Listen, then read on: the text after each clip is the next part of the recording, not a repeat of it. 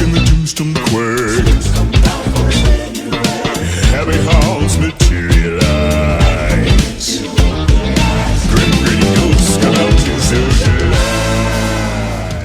Lá em 2015, um ano após Malévola da Disney, a empresa começou a soltar algumas notícias sobre um possível novo live action, Cruella. Cruella de Vil sempre foi uma das minhas vilãs favoritas da Disney. Ela é simplesmente um ícone dos personagens Maquiavel. E eu sempre quis trazer aqui no canal um vídeo sobre ela. E agora, acho que finalmente eu posso. Então hoje eu vou fazer minha análise sobre o filme que finalmente saiu, que foi o live action Cruella, que depois de anos de espera, finalmente deu o ar da graça e foi lançado. Ok, eu me questionei sobre várias coisas na época, e quando o filme estava sendo divulgado, algumas pessoas fizeram os mesmos questionamentos sobre. Uma coisa que eu não vi muita gente comentando, graças a Deus, mas eu pensei na época, é porque eu não conseguia imaginar a Emma Stone de Cruella. Era inconcebível na minha cabeça, até porque eu tinha muito vívida a memória da Cruella da Glenn Close, dos dois live actions. O 101 Dálmatas dos anos 90 e coisa e tal. Só que a Cruella da Emma Stone está muito parecida com a Glenn Close. Além disso, muitos foram os questionamentos do porquê em Malévola a Disney acabava por defender a vilã Malévola de A Bela Adormecida e a inocentar de alguns crimes. Entretanto, o questionamento estava exatamente aí. Como é que você vai defender uma vilã que mata cachorrinhos? Não há como defender. E felizmente não foi se defendida a antagonista em nenhum momento. Na verdade, a abordagem que a Disney adotou foi a de uma vilã em ascensão, que sim acaba se tornando uma psicopata com o decorrer do filme. Acaba que o filme tem uma séria vibe e talvez até uma inspiração na Arlequina da Margot Robbie para o Esquadrão Suicida e Aves de Rapina. A verdade é que o filme foi, em vários aspectos, comparado com Aves de Rapina. Inclusive, em cenas que a personagem da Cruella comete atos ilícitos, esse lado arlequina acaba sendo bem despertado, uma vez que ela comete os crimes e nada é feito. Tipo, tô me lixando. Acontece a mesma coisa que acontece lá com a bolsa que a Arlequina acaba roubando lá em Aves de Rapina, que não interfere em nada na história. A história acaba abandonando os live actions de 101 Dálmatas e foca mais na animação original. Então, se você só assistiu lá o live action de 90 e os 102 Dálmatas, eu acho bom, acho melhor assim, para você ter uma melhor experiência, você assistir as duas animações originais de 101 Dálmatas, 101 Dálmatas 1 e 101 Dálmatas 2, para que você acabe entendendo o que está se passando, porque na verdade aqueles dois live actions foram por água abaixo, não tem nada a ver com o filme que está sendo contado agora. Inclusive, se você começar a comparar com aqueles filmes, você vai acabar achando que tem contradições no filme, que na verdade não tem. Por quê? Porque não foca naqueles live actions. A gente já vai conversar sobre isso. Ele também foca em criar um universo próprio para hospedar a história da vilã. Sinceramente, como um fã de 101 Dálmatas, e eu falo isso sem medo, se quiserem me julgar, me julguem, né? Mas é exatamente o meu tipo de animação. Eu posso dizer que essa é uma das minhas versões favoritas de 101 Dálmatas até hoje. E falando, né, das minhas versões favoritas, eu também gosto muito de 102 Dálmatas.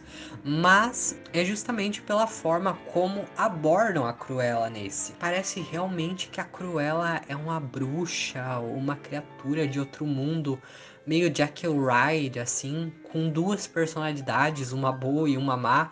E quando ela se torna a Cruella, ela vai meio que se tornando um monstro com mudança de cabelo, alongamento das unhas, uma mudança brusca em seu visual, até ombreiras aparecem do nada, enfim. Nesse filme, felizmente, eles voltam a abordar ela, tal como na versão original, como apenas um ser humano amargurado e mau. A narrativa de Cruella se constrói muito bem e é muito bem desenvolvida. Para a época em que se passa, o filme, a trilha sonora e o cenário se encaixam perfeitamente. Nesse filme, acabamos por mergulhar de cabeça e nos envolver de verdade na história, a ponto de sermos capazes de nos identificar com as dores de Cruella de Vil. Nós também temos aí o fato de o filme ter 2 horas de duração. O fato de o filme ter 2 horas de duração é bom porque a história consegue ser muito bem desenvolvida. Você já está esperando que a história vai ter reviravoltas, mas ao mesmo tempo você não está esperando aquele tipo de reviravolta. E tu fica tipo, é aquela coisa de você ficar grudado na tela assistindo. Falando em dores, o filme foi lançado no dia do aniversário do Cameron Boyce, que faleceu há 2 anos atrás. Isso foi uma grande homenagem, uma vez que o Cameron interpretava o filho da Cruella de Vil, Carlos, na franquia Descendentes. Além de tudo isso, eles colocaram várias ceninhas que remetem a 101 Dálmatas. Por exemplo, uma cena que a Cruella tá em um hotel e ela tá assistindo TV, e aí tem uma cena de uma mulher rindo com uma risada maquiavélica, e é exatamente como a risada que a Glenn Close fazia pra Cruella. E atenção, se você ignorou o meu alerta sobre spoilers no título do vídeo, esse é o momento de você sair correndo desse vídeo, porque vão ter muito mais spoilers e coisa e tal, e vamos fazer uma resenha realmente aqui dessa parte aqui pra frente, ok? Nós começamos conhecendo Estela. Estela, não Cruella, Estela. Mas eu vou chamar ela de Cruella em alguns momentos pra gente ficar mais habituado. Ela é uma garota que sempre tentou seguir ao máximo os conselhos de sua mãe sobre ser uma boa menina e se adequar aos padrões, mas ela nunca entendeu o porquê. E mesmo tentando, os padrões eram simplesmente inaceitáveis para Estela. Assim como Malévola, Cruella começou tentando criar um backstory e uma história de infância para a personagem. Logo, Stella vai para a escola e a mãe dela avisa de que se a Cruella tentar dominar, ela deve resistir. Então sim, aí rola uma mini referência àquela coisa de tentar fazer uma dupla personalidade para a personagem da Cruella. Mas vamos voltar. Vamos falar sobre o nome Stella para que eu possa me livrar de uma vez por todas dele, assim como a Cruella fez. Apesar de que ele é super importante, mas eu não vou conseguir ficar chamando ela assim até o fim da resenha. Eu achei interessante eles chamarem ela de Estela. É diferente do que fizeram em Malévola, que chamaram a personagem de Malévola desde o princípio. Nos primeiros momentos da escola, a Cruella, a gente vê que ela conhece a Anitta, que é a protagonista de 101 Dálmatas, que era a dona da cadelinha Perdita. Stella, porém, é uma criança muito rebelde. Inclusive, ela consegue adotar um cachorro na época da escola, que segue até o final da trama.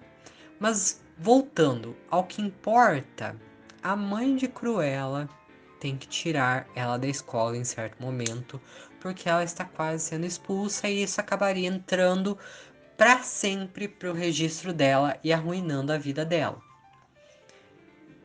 Ela então é levada por sua mãe para Londres, onde a mãe vai falar com uma velha amiga.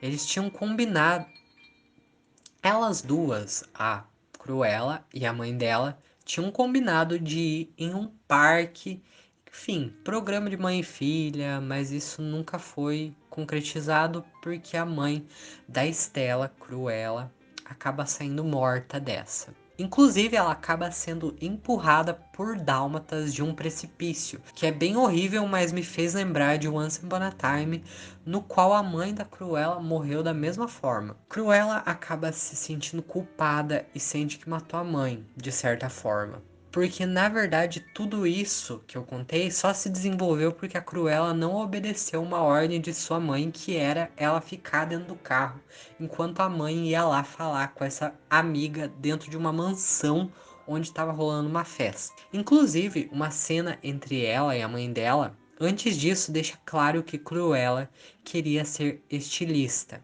E isso se desenvolve durante o filme. Cruella então acaba fugindo e acaba indo lá pro parque que ela iria com a sua mãe se ainda estivesse viva. Mas ao invés disso ser uma coisa boa, acaba apenas sendo algo triste e solitário. Ela dorme na fonte do parque, que inclusive vai se tornar um lugar para onde ela vai quando ela quer conversar com a mãe dela. E quando ela acorda, ela conhece dois ladrões, Gaspar e Horácio, que são justamente os homens que ajudam a Cruella a raptar os dálmatas lá em 101 Dálmatas. A relação dela com os dois, e também com o cachorrinho que ela adotou lá no começo do filme, também com o cachorrinho que o Gaspar e o Horácio têm, é estabelecida como uma real família para Cruella. Inclusive, nessa parte, Cruella tenta assumir de vez a Stella e o seu cabelo, que era meio branco e meio preto, ela pinta de ruivo e fala: chega, eu vou fazer o que a minha mãe dizia para mim fazer, eu vou tentar seguir os padrões, eu vou tentar continuar minha vida normalmente. No aniversário dela, ela ganha um presente deles, do Gaspar e do Horácio. O Gaspar tinha feito umas tramóias ali e conseguiu fazer com que a Cruella fosse selecionada para ir trabalhar numa loja chamada Liberate, uma loja de moda a qual a Cruella amava. No momento que ela vai até a loja, nós passamos por duas fases. Stella na frente da loja, olhando toda esperançosa, e depois nós passamos pela segunda fase. A câmera anda por dentro da loja, mostrando funcionários, peças de roupa, e você fica olhando aquilo, é uma coisa totalmente aleatória, e isso faz com que a gente se sinta em um labirinto, no qual nós procuramos pela Stella. Mas quando nós a encontramos, ela está lá esfregando o banheiro. Nós sentimos a decepção dela naquele momento e também sentimos cada vez mais que ela está sendo totalmente ignorada pelo chefe. Ela tenta falar com o chefe dela sobre as suas ideias, sobre os seus talentos com costura e tudo mais, mas ele recusa cada tentativa dela. Ela começa a ficar estupefata. Quando ela vai jogar o lixo, o Gaspar e o Horácio estão lá com o almoço pra ela. E aí sim a gente, a gente vê, a gente sente a decepção dela no olhar quando ela vai jogar o lixo fora e o saco simplesmente rasga e cai todo sobre ela. Ela vai voltando e daí nesse momento ela dá uma olhada pra vitrine que tá sendo montada e ela fala: "Você acha que isso aí tá ficando bonito?" E ela não tem muito tempo de conversar com a pessoa que tá montando a vitrine, porque o chefe dela chama ela nesse momento. E aí o que que tem? Cruella, Stella, leva uma bronca do seu chefe, mais ou menos uma bronca. Após a bronca do chefe, e um chega pra lá bonito, ela é obrigada pelo chefe a fazer uma faxina. Então, ela com raiva rouba uma garrafa de bebida da sala dele, entra em uma das vitrines da loja, justamente aquela vitrine que eu falei pra vocês que ela tava olhando. E bom, ela faz as coisas do jeito dela. Ela rasga coisa, ela tira o chapéu da boneca lá da vitrine, da manequim.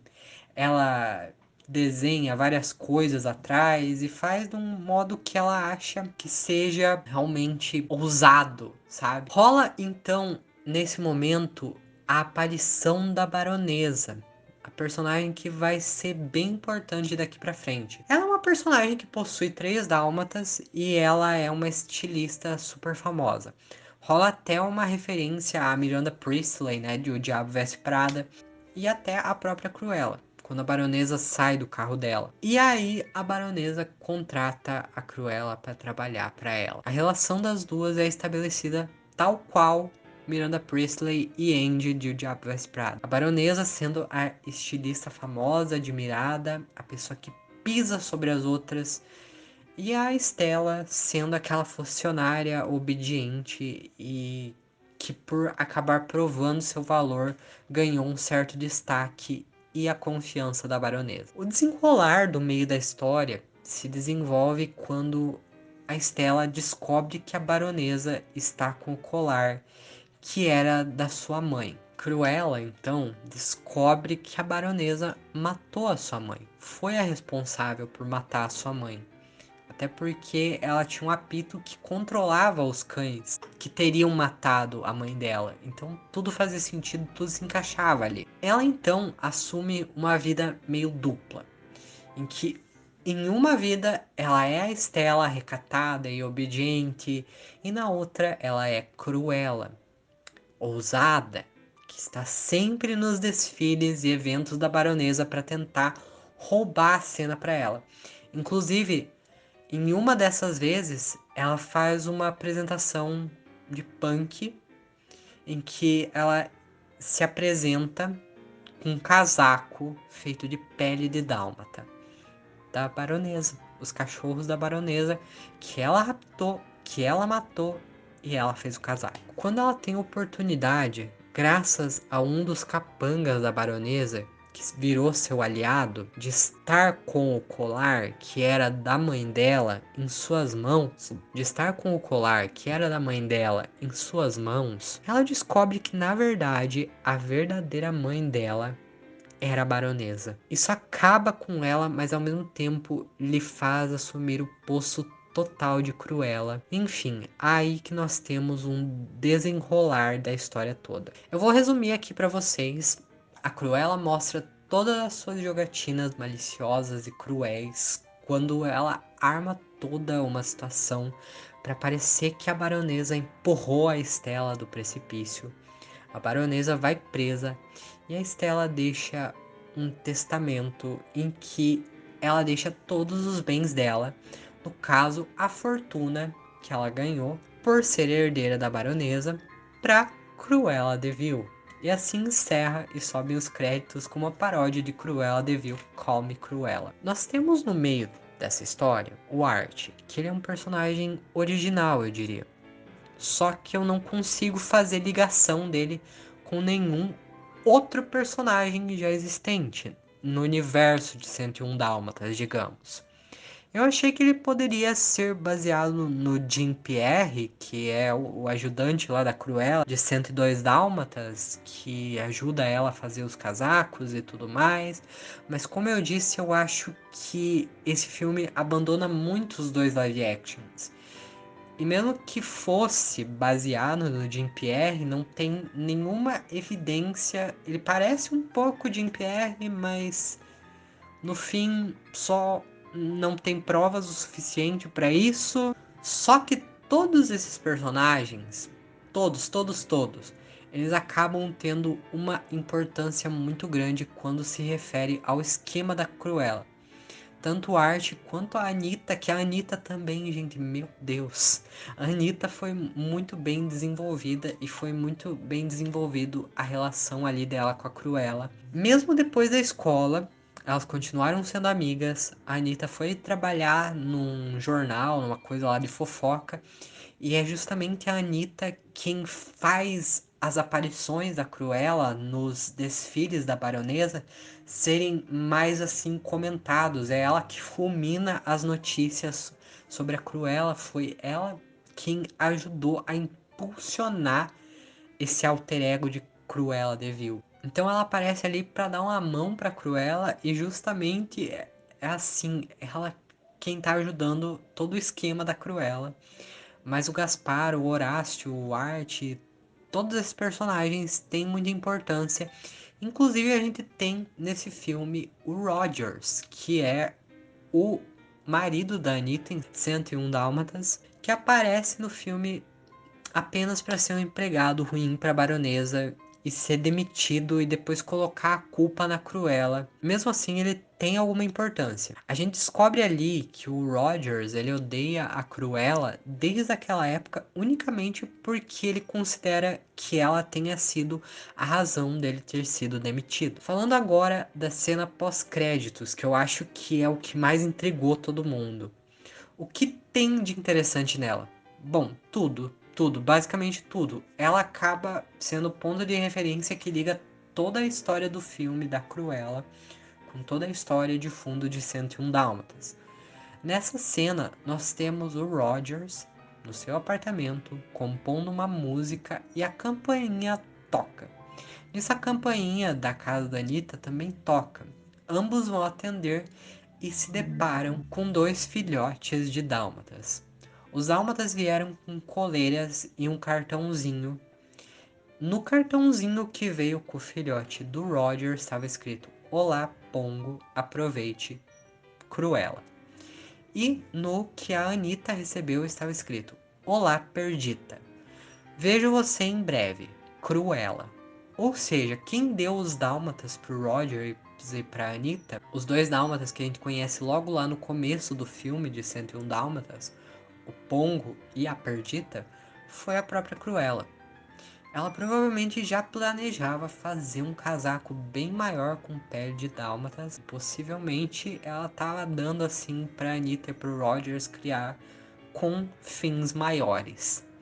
Só que essa cena me deixou com um pouco de medo do que vai vir a seguir, sendo que isso poderia induzir uma nova adaptação de 101 Dálmatas, o que para mim não faz o menor sentido, porque na verdade a história fechou totalmente ali, gente. Não precisa de uma nova adaptação, mesmo que seja uma adaptação, por exemplo, com o ponto de vista da Cruella sobre a história, não seria boa o suficiente pra mim. Eu acho que não seria de fazer uma nova adaptação do filme de 101 Dálmatas. Mas enfim, é isso. Eu gostei muito do filme. Eu já assisti ele umas 3 vezes e eu recomendo que vocês assistam. Bom, é isso, gente. Eu espero que vocês tenham gostado. Se inscrevam no canal, ativem o sininho das notificações, deixa seu like. É isso e tchau.